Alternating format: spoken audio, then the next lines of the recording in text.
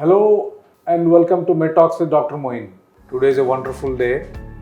Every woman in this world, I greet from the core of my heart. Happy Women's Day to all of you. This year, I'm celebrating my 50th year in the profession. Wow. Great applause for you, ma'am. Thank you. Fell in love with one of my classmates who did not belong to my community, caste. We have reached this space not overnight. We have not reached this space just flying in the air. Life is tough. We all went through tough times, but at the end of the road, it is a beautiful life. It is a beautiful world.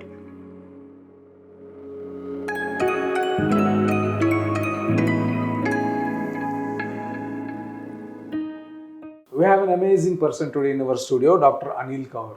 Thank you so much for accepting our invitation and The pleasure is mine, and I'm looking forward to this chat with you. Dr. Aneel Kaur, ma'am, is a gynecologist. She's working as a consultant gynecologist at Care Hospitals, Nampally. Since 2004. Wow, it's a long time, ma'am. Yes. So, ma'am, welcome to our studio. Thank you. First of all, let me greet you with the core of my heart. Happy Women's Day. Thank you. Today is a wonderful day. Every woman in this world, I greet from the core of my heart. Happy Women's Day to all of you. And ma'am, on this special occasion, I would like to ask you a few questions about women. Coming into this specialty, becoming a doctor, how would you feel, ma'am, becoming a doctor, and what were your challenges to become this gynecologist? Yeah, thank you for this lovely question, Dr. Moin. The thing is that this year I'm celebrating my 50th year in the profession. Wow. Great applause for you, ma'am. Thank you. When I was a kid, the only professions open to women were teaching and medicine. And because I was in a Christian school, we had a profession called being a secretary. So most of us at that age aspired to be very smart secretaries. Howsoever, we moved out of convents and came to college. And I must say that my parents from the beginning wanted me to be independent financially. And they saw a spark in me. They thought probably I would be good in the medical field. So they motivated me to become a doctor. That is how I came into the profession. And which was the year, ma'am, you entered medical school, your MBBS? Yes, I joined in 1972. We were the first entrance batch in Andhra Pradesh. Oh, really? And I must tell you, I'm very proud of the fact that I was first in the entrance batch. My goodness. Oh my God. We are so lucky to have you here, ma'am. And it must be an amazing moment for you then. It was lovely because, surprisingly, we had 150 students in the class because we were just after the Telangana agitation. So two batches were combined together. So in my class, we were 150 and it was a cream of students. So we had great competition throughout the 5 years, competing with each other. Our teachers loved us. Our teachers loved the way we absorbed and the seriousness we had, which I feel is a little lacking now. And we came not from very big backgrounds. There were no donation colleges. You had to come on your own steam. You had to study hard, work hard, achieve your grades and come up.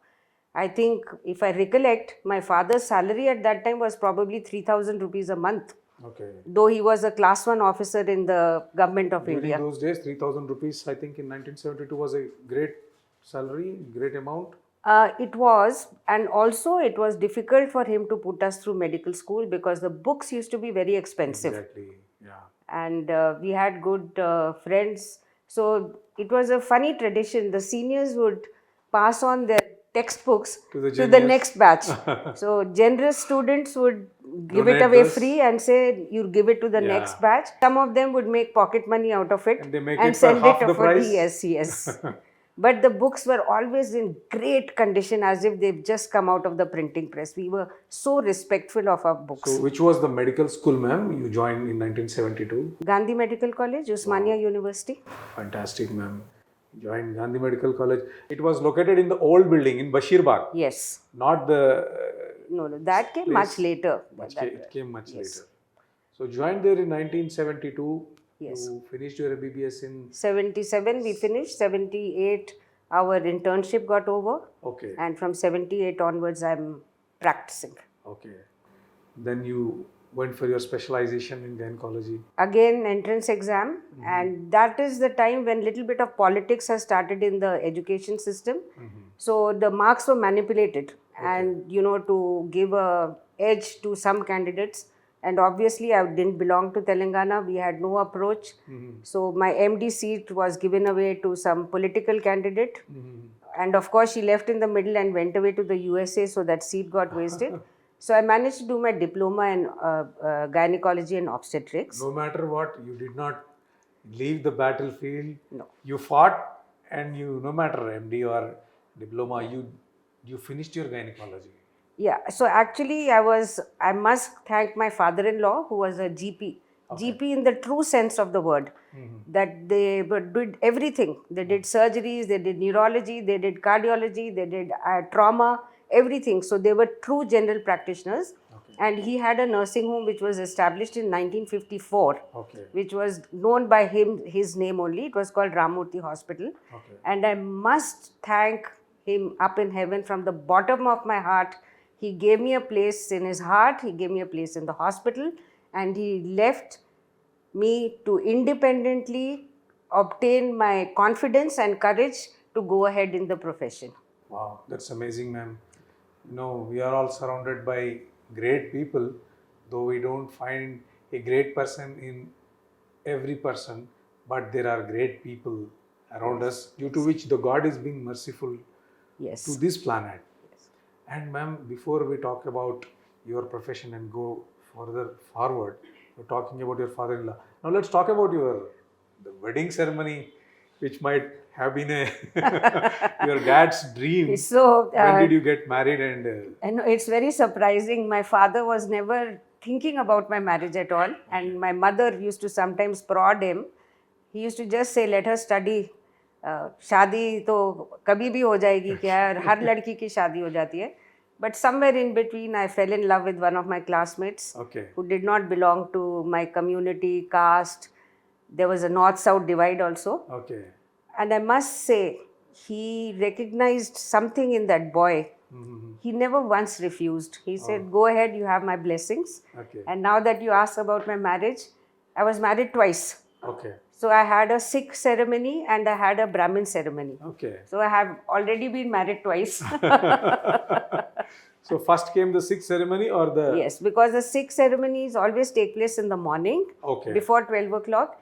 And of course, South Indian weddings take place according to the Muhurat. So fortunately, we got a Muhurat on the same day in the evening. Same day. In the evening. Yes. I've just heard about, you can just watch two movies on one ticket. And it is like 2 weddings on the same day and with the same person. That's a really nice take on it. So, how did it go, ma'am, the day? So which was the day and when was that, ma'am? Which year was that? 1978. We waited to finish our get a degree. And then we got married. So it was 1978, 8th October, I got married. And it was a great time I had. Sir was your classmate, ma'am? Yes, he was my classmate throughout MBBS. After your wedding, you went for internship or you finished your internship, then you got married? Yeah, I finished my internship. Then I gave my entrance exam for the post-graduation. That's how I got into DGO. So being married, I did my DGO with great support. And one of the reasons why I really didn't pursue MD was because my father-in-law knew in practical terms that MD gives you a lot of knowledge, but the practical knowledge you will get in DGO, and to run a nursing home, that's more than enough. Of course, an explosion of knowledge came about 10 years after I had graduated from my post-graduation. That explosion of knowledge came much later. So in my practice, I really didn't miss it. And then one thing I wanted to ask you, why gynecology? You had an option or you didn't had an option? No, so that's a really, really good question. I sometimes like to think back and wonder. I had a preference for surgery. I had an aptitude for surgery. And my father-in-law, with his foresight, he said, at this time, a female surgeon will not get much patients. Okay. You concentrate on OBGYN. The advantage being you are a good physician and you are a good surgeon. So Right. he encouraged me to get into gynecology, and it has served me well for the last so So many it years. means soon after you finished your internship, you married, then you came into gynecology. Yes. And I'm really happy to meet people who do their profession not just because they want to earn money, but they have passion. Either their parents or they pursue something and they say like, I am born to do this. And I see that you are one of those. Yes. And how did your journey from there take So, off? as I finished my post graduation, my father in law inducted me into his practice. He had a very, very big practice. So, every OB/GYN case which he was handling as a GP till now, he would hand it over to me to build the confidence of the. And it's surprising, I didn't know a word of Telugu Oh my God. when I joined the profession in his hospital. And like even interpretation was difficult those days, but somehow we used to manage. And slowly, because I had to deal with the staff, I had to learn Telugu. Of course, it started with very flowery language, which I learned to handle the staff. And the staff was very helpful. They used to like me a lot because. You are such a lovely person. Oh, thank you, Who Dr. would Moin. not I was not. love to be with you, love to work with you. No, I was a stickler for perfection. Okay. So I think the staff loved me for that also, because I took keen interest in everything, and the staff hated me for that also because I used to let go at them. I'm not what I am now. I used to be a very short-tempered, hot-headed person, and sometimes patients would come and say, "Madam, you're very nice, but your temper is terrible." I can't believe this. I've never seen, as long as I know you, we have been working in the same hospital. I never just came across a situation where, you exploded or lost your temper. I just forgot to ask you one question. Where were you born and where were you brought up? Not in Telangana or then Andhra Pradesh? Dr. Moin, you are coming up with lovely stories which I love relating to. I was born in Dehradun, which is now in Uttaranchal. Oh my God. And my father was in Survey of India, so we had multiple transfers like army people. I changed 9 schools in 9 years. Oh my. So I have studied over the length and breadth of You the had to country. follow your dad? Yes, those days no hostels, no boarding schools, and maybe there were some in places like Darjeeling and Sikkim, where Raj Kapoor's children used to study or Devanand's children used to go. Yeah. No, we couldn't afford that. So we had to pack and move sometimes in the middle of the session. And I was lucky to have an educated mother. She was an MA in economics. Okay. So my father would go to the field work for 6 months, and my mother would sit down and teach. Okay. And she became my best friend over the years. My mother and myself were hardly mother and daughter, we were friends. She used to write my notes, and then she'd say, "Okay, just sit down and read it. I've copied all the notes for you." Okay. In the middle of the term. So I had a lovely education. I mean, it was not only studies, but I had opportunity to study people, different cultures, different languages, different food habits, and I think that made me till date a very proud nationalist. Okay. I don't call myself a Punjabi, which I am. I don't call myself a Telugu, where I'm married to. I always call myself an Indian. I'm Amazing, ma'am. basically an Indian. And as you asked me about my marriage, that time I used to feel if more intercaste, interstate marriages took place, national integration would be the ultimate we would see in the country. But unfortunately, over the years, more disparities came in. People started getting pulled in different directions. And I'm sorry to see the state of affairs now. Yeah, exactly, madam. Like, no matter where we live and from where we come, first of all, we are humans. We belong to this planet, and it is our duty to save this planet. And those boundaries and all came, later on. And when, people got into some different countries, different professions and all, first thing is you are a human. Second thing is you are an Indian. Third thing is no matter where you live, it was destiny, your destiny. Yes. You went to various schools, various places, and today you are in Hyderabad. Now I'm in Hyderabad since 50 years. And I'm proud to say I'm a Hyderabadi. I'm so integrated into the culture of Hyderabad that when I visit Punjab nowadays, Sometimes they have to stop me and say, please talk in Punjabi, you are talking Hyderabadi, which we don't understand. So it's ingrained in me. And when you ask me about my schools, I'd love to recount the places where I studied. Okay. Dehradun, Mussoorie, Srinagar, Oh my. Shillong, Wow. Hyderabad, Mount Abu in Rajasthan.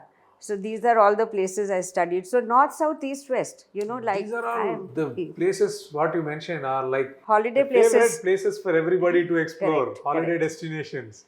And you are Yes. so lucky. I am very lucky, and now in this 50th year of my profession, what I did was, memories come as you grow older. I have been and to all the places I studied to. The last one on my list is Mount Abu, which I haven't visited. Okay. And I tell you, I was welcomed in every school by the current staff. Okay. They would make me sit down, give me a cup of tea, and want to hear stories about that school which happened when I was In there, those days. in those days. Yeah, it's a beautiful world, Dr. Moin. Yes, You have to just learn how to live in the groove, that's all. Exactly. You have to be happy first of all. Yeah. And then you can just keep everybody around you happy. So the happiness comes from inside, like it doesn't, you cannot buy it in a shop. You cannot buy it on Amazon. And you have to generate it inside. You're such a lovely person, ma'am. I'm so happy talking to you. Thank you. And you said happiness has to come from inside. You're talking like my guru. And, I'm training under him for the last 1.5 years because life sometimes becomes hard and you lose that smile on your face and you get involved with lot of problems. He has helped me come out of it. And the thing that he has given me in the last 1 year is happiness. Okay. And the question I put to him was that supposing I lose this happiness, then what will happen to me? Where can I find it? Yeah. So he said it will not go now that it is for, you have trained yourself and you have changed from inside. The other question to him was, I'm so happy that I'm finding it like a disease, like I'm smiling at random people. I want to go and hug random people. I'm amazed at myself. So he said, go to the doctor and ask him to give you a treatment for your happiness. Okay. Let's see if you can get one. They used to have a small generator behind that, wheel that used to generate a small spark and used to, send a small electric, conduction to that light on that bicycle we used to have. It had no fuel, it had no batteries. I don't remember, I cannot recall what they used to call, some kind of dynamo. Dynamo, yes. That yes. used to generate. Yeah, that you're cycling, your own cycling, your own as energy. long as you are paddling, yeah. And you are able to generate light. Yes. Right.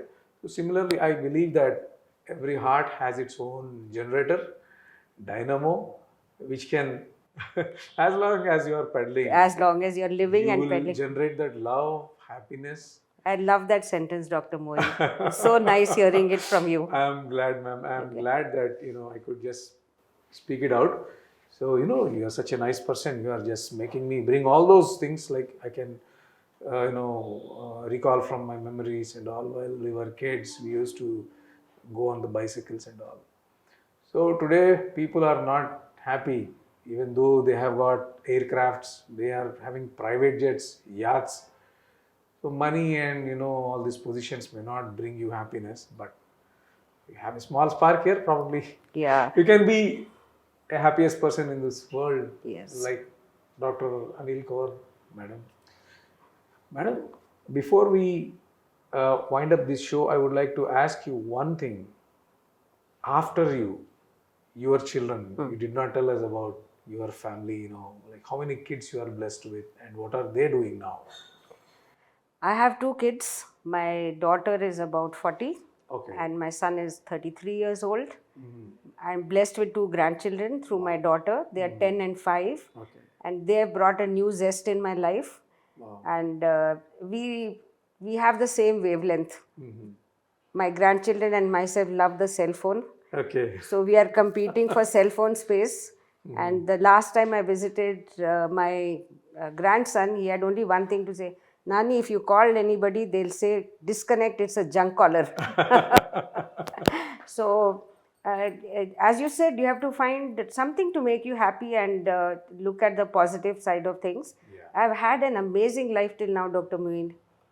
You name any hobby, I've enjoyed it. I've enjoyed parasailing. I've enjoyed deep sea diving. Wow. I've enjoyed motor skating. I've enjoyed going on that ski, jet ski. I've enjoyed mountaineering. I have enjoyed trekking. I have enjoyed horse riding. I've enjoyed cycling. I've enjoyed riding a two-wheeler and a four-wheeler. Oh my God. Yes. The only thing I missed was paradropping, which because of exams in medical college through NCC, I could not go and attend. And that's one spark which is left. I hope somebody will take me as a student even at this age. I just see that you are the right person to be next to James Bond in his films.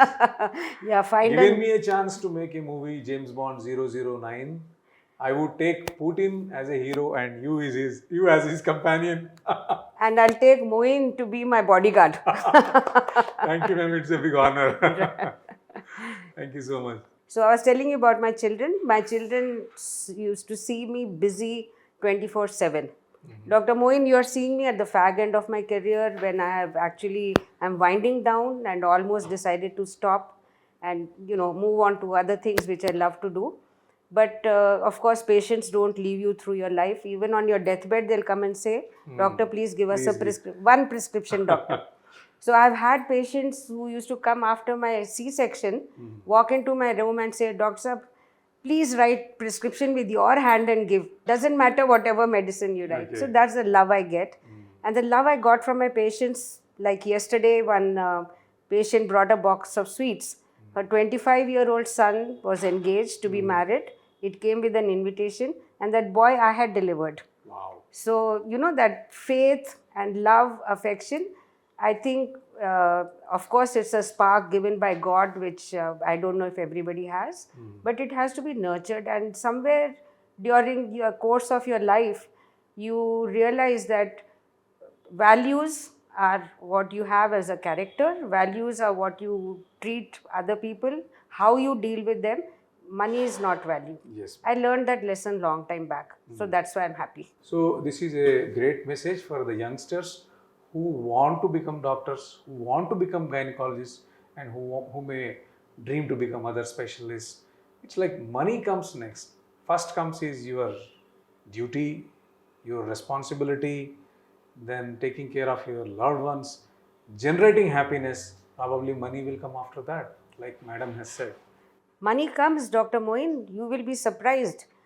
As I told you, when I was studying and got married, my father's salary was 3,000 rupees a month. When I started my practice, I never used to have time to count my notes. And I used to write to my father, who was abroad at that time, "Dad, I don't know from where the money is coming. This much of money." So God gives you in many ways. Of course, it all goes off also like this. So a lot of ups and downs. So the stability comes from your family background, Right. What values your family has given you, a little bit of religion, because religion teaches you how to live life. And I think it is your own understanding of your life. Some people would cry through life. We have gone through those phases. Right. But I must tell everybody that everybody has their ups and downs, but at the end of the channel, there is always a bright light. Don't get upset with the downs. Always an up will come after the down. Yeah, amazingly said, ma'am. Amazingly said. After going through across all these hurdles, one after another, so beautifully, with such passion towards humanity, serving people. You might have served all sects of people who are like rich, poor, and you could not afford to do and get the best of treatment. You might have seen. And in this phase, I have seen you during your busy career. You had an event and you went through a major heart surgery. What would you like to tell our people about it, and how can they manage themselves in case they want to avoid it or if they want to overcome it? So avoiding it, I will leave it to our cardiologist who's coming later on. She'll give you all the gyan on that. But as far as facing surgery, Dr. Moin, I've faced many surgeries, fracture here, fracture there, C-sections and so on and so forth. And surprisingly, I had a heart attack, and when I was asked to get operated, I didn't have any fear. There was no fear in my heart, and I had immense confidence and faith in the doctors who were treating me. My friends from Care Hospital, my surgeon Dr. Usha, my physician Dr. Deepti, and the team of anesthetists, 100% faith in them that I am your patient, and I did not behave like a doctor. I just told them I am a patient, do what you want with me. I think that carried me through all my turbulent post-operative period. And yes, I am back in one piece. And as they said, madam, go mountain climbing again. So after this lockdown is completely over, I am taking off. Yeah, the trust you had in your great surgeon and your So, cardiologist. yeah, so the message I want to give the lay people is place your confidence in the doctor once and for all. If that spark of faith and confidence is not there, change your doctor. You want to get well, you want to come out well from any illness or any surgery, whatever, be sure that you have faith in your doctor. Trust him. Yeah. Every doctor does his best. Yes. What is the outcome? It's not in our hands. And as I told you, I was not afraid for even 1 minute that there is anything going wrong with me when I put myself in their hands for surgery. I'm sure you might have had tough times and you might have had times of sorrow and times of happiness. After crossing all these phases in life, what is your one dream you would like to do now? Tough question, because I come with a bouquet of dreams. So every day I want to have a new fragrance. I've traveled a lot, and as I told you about my hobbies, I've done a lot.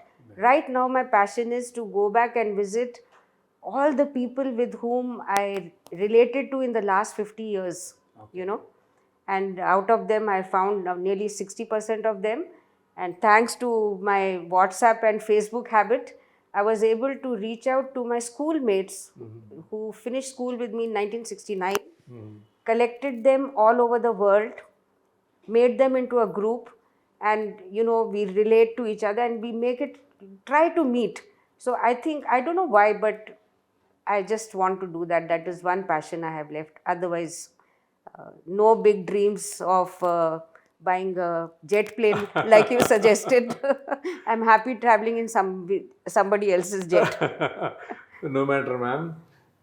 This is 2022. Yes. I hope this pandemic will come to an end and we will definitely travel in a private jet someday. I hope so.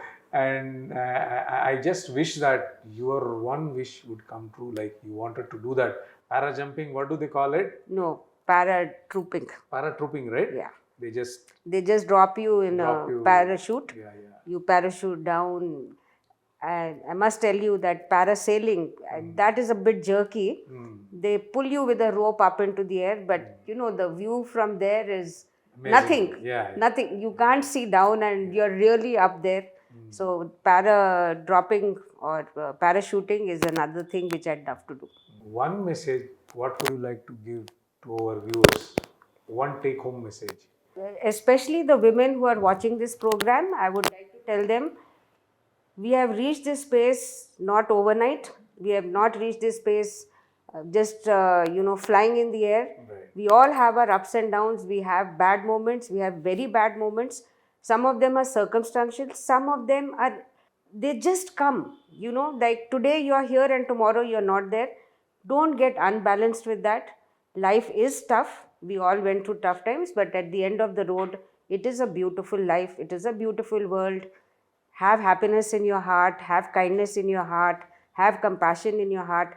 Everything will fall into place. It was amazing, ma'am. And thank you so much, ma'am, for sharing your views and your ideas and your past experience with our viewers. It was really very amazing talking to you. And I have learned so many things from you within this half an hour. One thing among all those things is how to be happy. So thank you so much, ma'am. Thank you so much for spending your valuable time. A happy Women's Day once again to you, ma'am. Thank you. Thank you so much. Thank you for watching us. Please stay tuned to us on Mozoomin. Thank you.